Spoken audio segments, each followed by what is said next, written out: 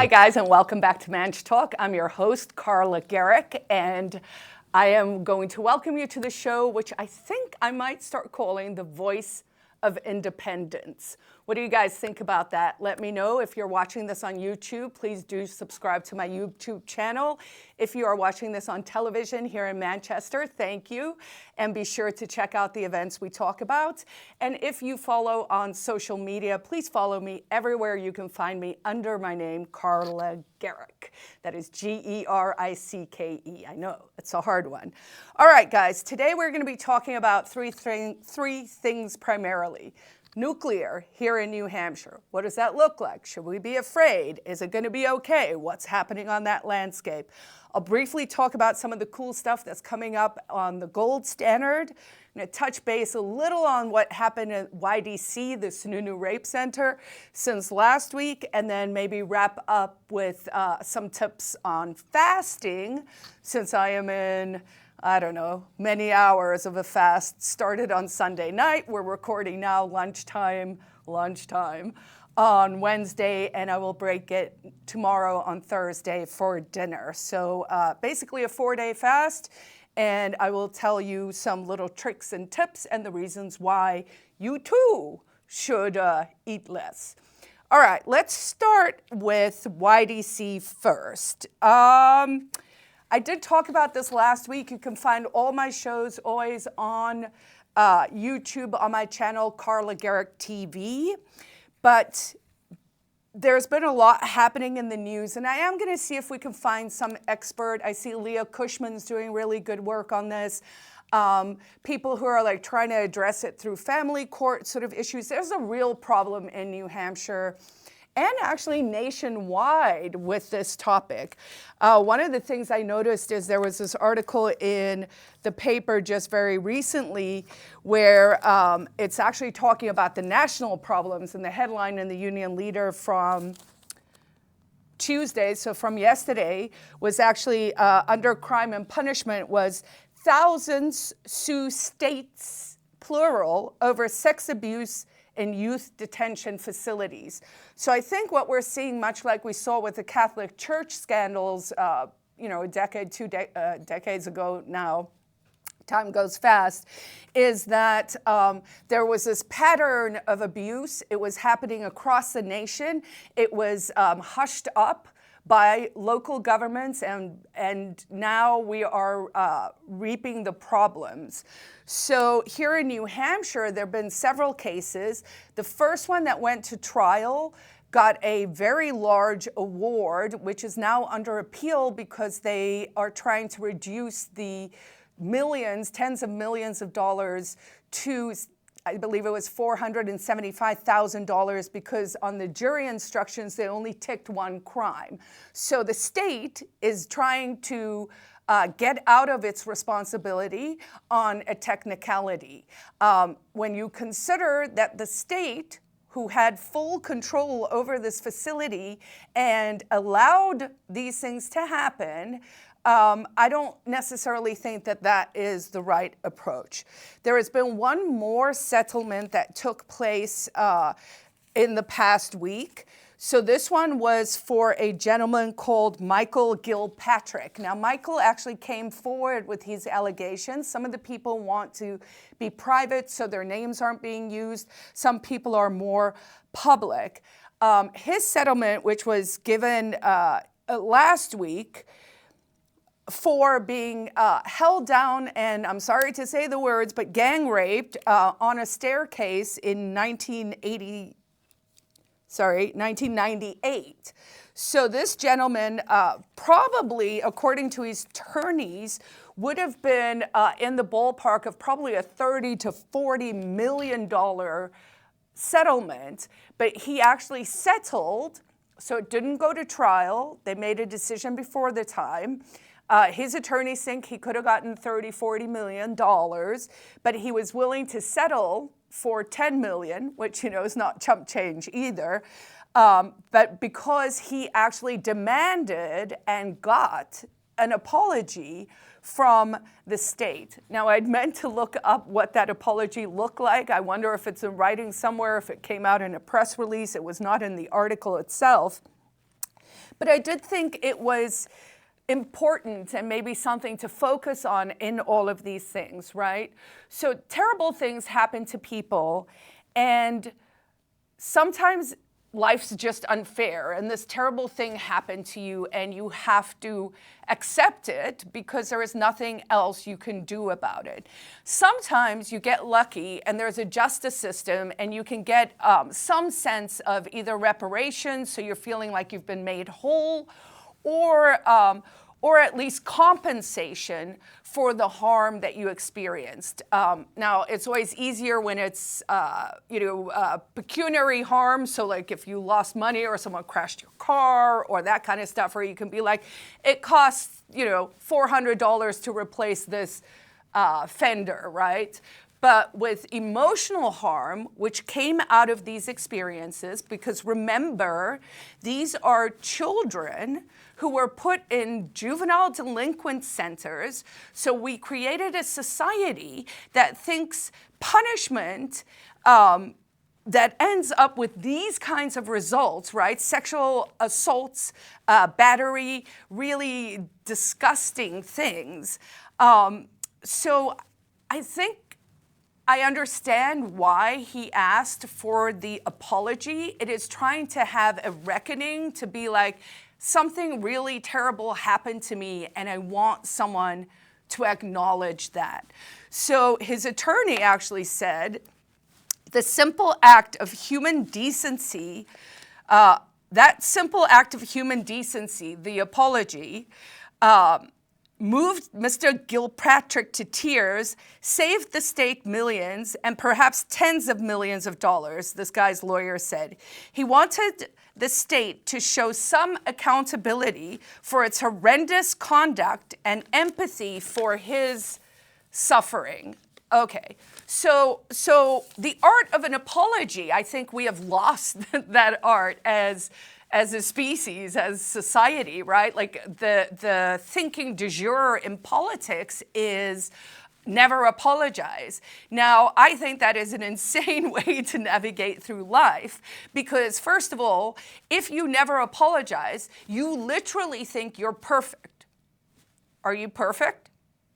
If you're not perfect, then maybe what you need to learn is that sometimes an apology can go a long way towards opening up a landscape so that there can be healing. So for this guy, right, he kind of got what he wanted, and now he can move on with his life, and he's $10 million. Now, I also want to emphasize something here, because I did see, I believe Kelly Ayotte, our governor, signed the bail reform bill yesterday.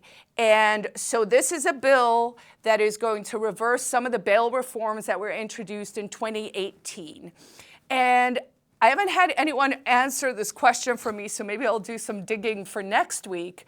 But my recollection of the actual original introduction of the bail reform ideas was to try and move away from this sort of punishment model, right? So let me back into this. The first thing you need to know is for these 1,000 Sioux states over sex abuse and youth detention facilities, what I want you to understand is maybe some of these kids are like rotten to the core. Does that even still mean that you're supposed to get gang raped in a stairway? I contend not, especially not by the people who are literally paid by taxpayers to take care of these children. But this one kid who was, just horrendous things happened to him as well. He was originally put into his youth detention center in Baltimore for driving an ATV like someplace he wasn't supposed to be driving it. So like for driving a motorized vehicle on a dirt road that it wasn't allowed on. This kid ended up in a youth detention center and ended up being sexually abused. So I guess my contention to all of you is maybe we need to be looking at what we are doing with government, because it seems pretty rotten from nose to tail. So with the apologies, I think is a place to start, right? Because it is a place to start and to really start to think about what are we doing? Like, do you want to be paying taxes to put children in centers with politicians' names on it because that made them feel important? And then you end up with these things. And now we, as the taxpayers of the Granite State, I mean, they've allocated $100 million. They've already spent most of it. So, and there are still there's like thousands of cases. I mean, it is really bad, and I think we need to start to reassess the entire system, how we treat youth, how we treat nonviolent offenders, because with the bail reform, that was my point, is originally when we started discussing bail reform, it was because they were incarcerating nonviolent drug offenders and homeless poor people because they couldn't pay bail. And if I remember correctly, and if I have this wrong, please, someone on the internet, be sure to let me know.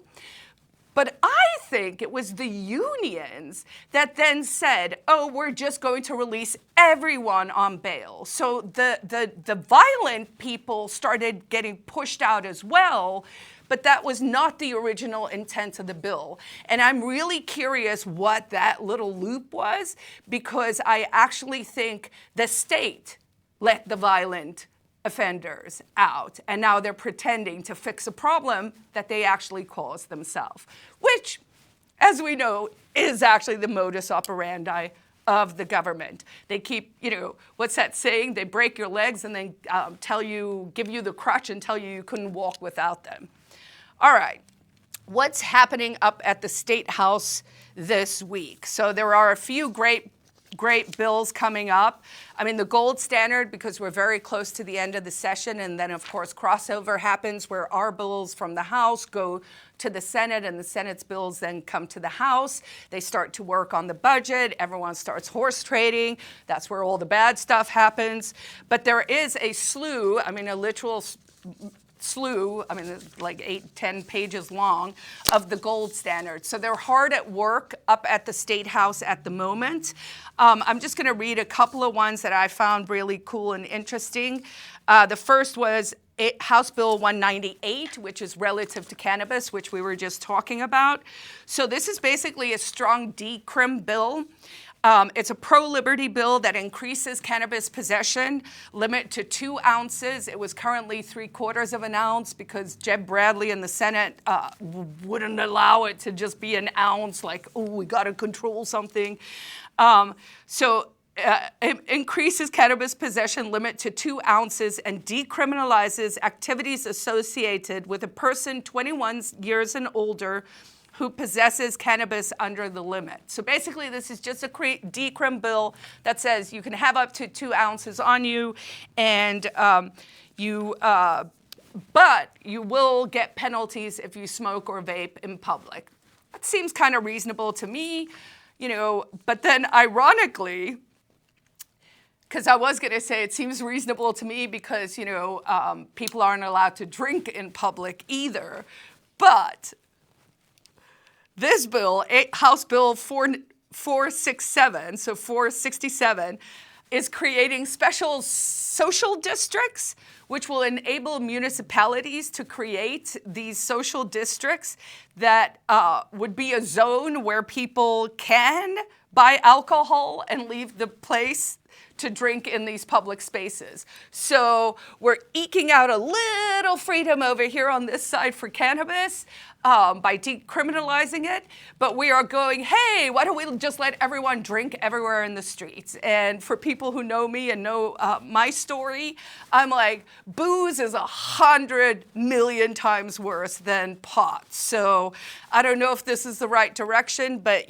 people love their vices, and someone is clearly paying to make it like this.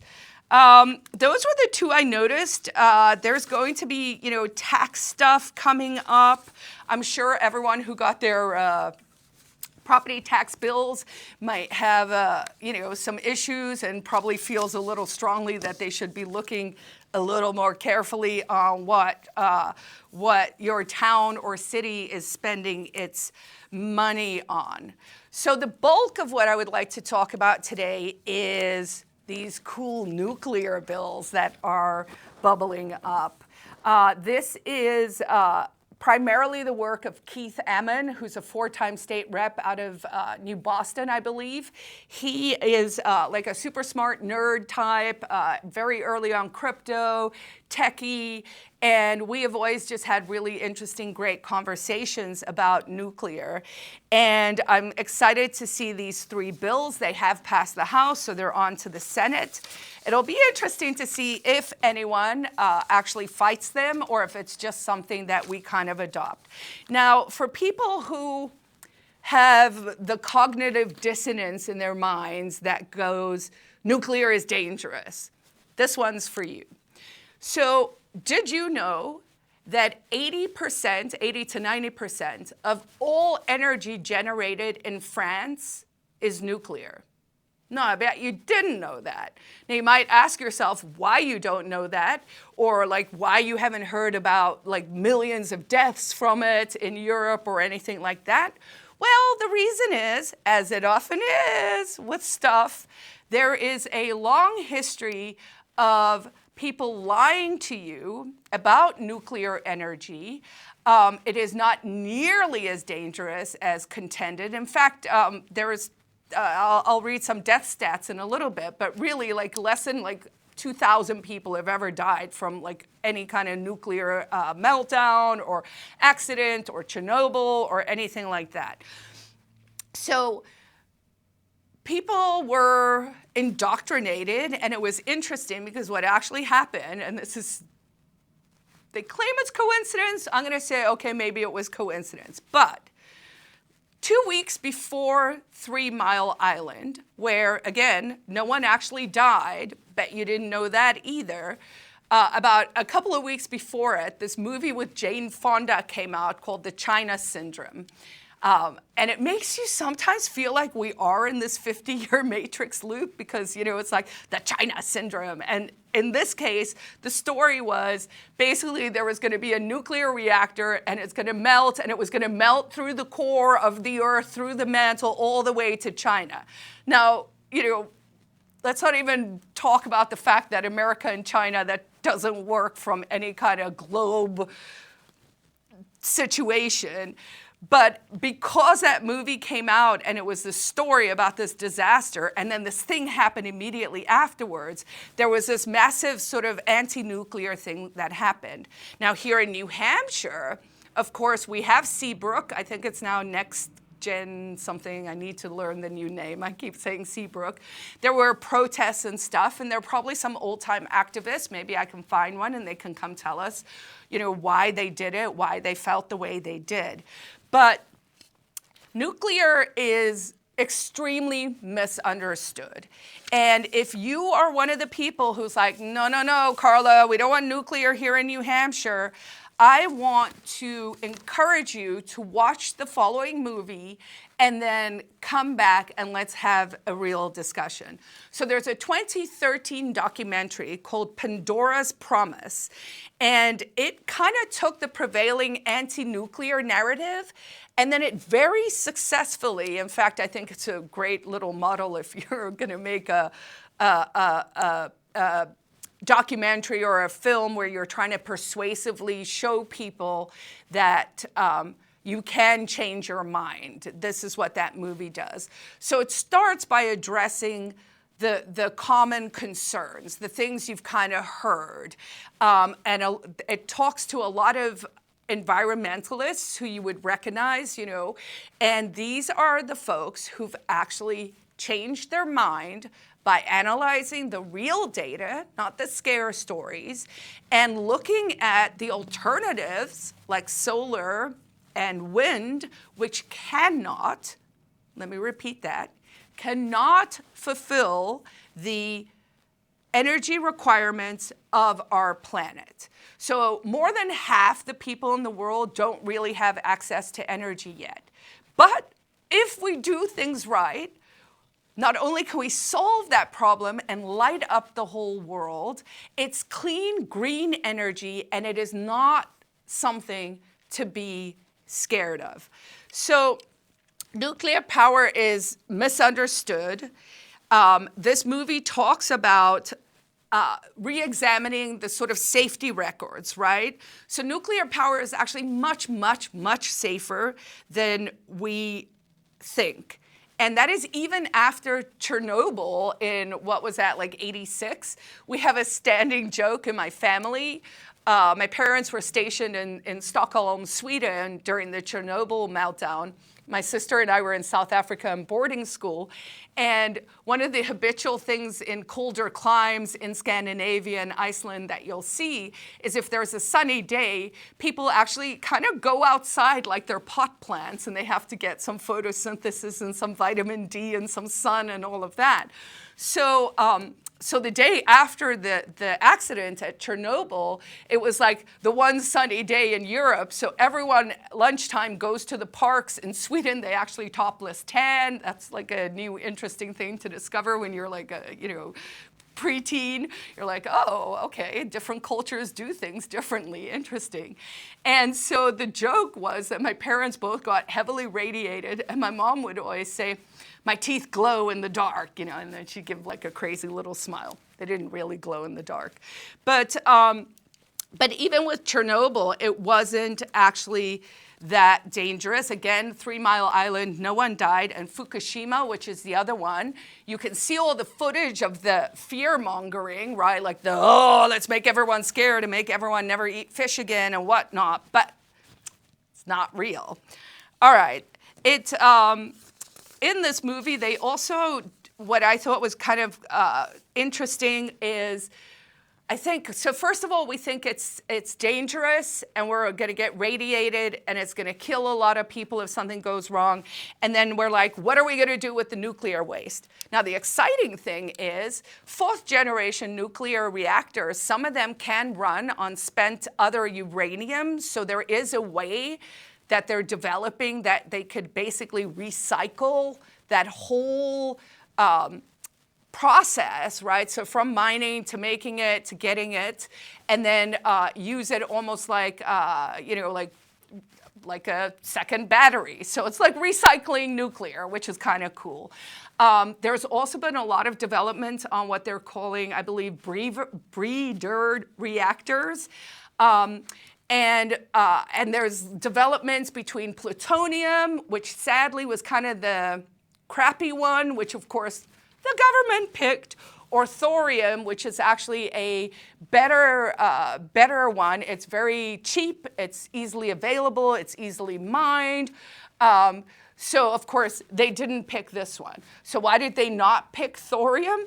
They didn't pick thorium because they were like, oh, we don't think we can make a bomb fast enough, so we're going to go with this one. So they went with this one. It was the general who designed the first nuclear submarine. He kind of picked plutonium. And then, as is often the case when the state picks something, is then they kind of knuckle down in that I'm perfect, I couldn't possibly have made a mistake way. And then you get stuck with these things that are almost impossible to write or to get other competition in, right? So here in New Hampshire, the 3 bills that have now been introduced are, there's one is just a study committee to evaluate the feasibility, costs, and benefits of deploying small nuclear reactors or small modular reactors. So those are the SMRs is what they're called, and other advanced nuclear technologies in New Hampshire. So the committee will assess regulatory frameworks, economic impacts, and potential sites. And they will be submitting their report November 1st of this year. So if this is something that's interesting to you, maybe there's a way to get involved. I'll see if I can get Keith on the show or maybe pre-record a little Zoom chat with him and sort of see where and if we can add value. There's also expanding nuclear plant siting options. So this would be to say, maybe there are other sites we can use. Maybe it doesn't need to just be isolated at where it currently is. And then the third one, because I did get my wrap-up warning, which seems early though, was HB 1648. And this would be incentives for nuclear energy development. And this would create some kind of tax credit or financial incentive for private companies to come in and to invest in New Hampshire.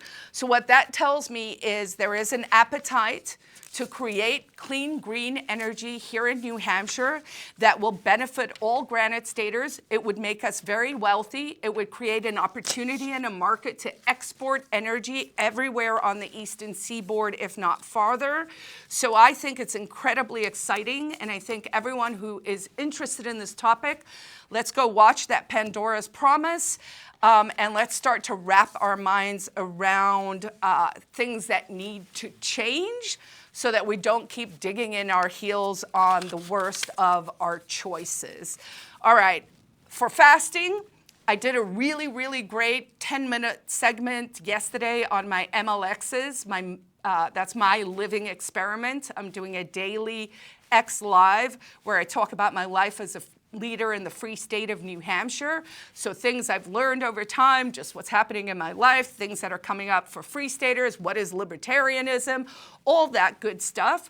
So because I'm up against the time, I would recommend people go find that. I will drop it in the Facebook comments, and when I share this online, I will add it there. But the long and the short of it is, fasting is good for you for many reasons because it recycles your damaged cells inside you. So in the same way we could be recycling nuclear stuff, you could be recycling your cells to clean out the bad proteins in your body to create stem cells in hour 48 of your fast so that you can become healthier on a cellular level. So try it out, start small, keep working on it. But basically, what is fasting? It is a way to build trust with your own unit. It's kind of like a trust fall for your body, mind, and soul. So I say give it a shot. I'm going to leave you guys with just brief notes on these books. As you can see, the theme is the internet is driving you insane. Social media is dysregulating everyone like they're monkeys. We can do better as humans. It starts with common decency. Fear is a big factor, so work on that.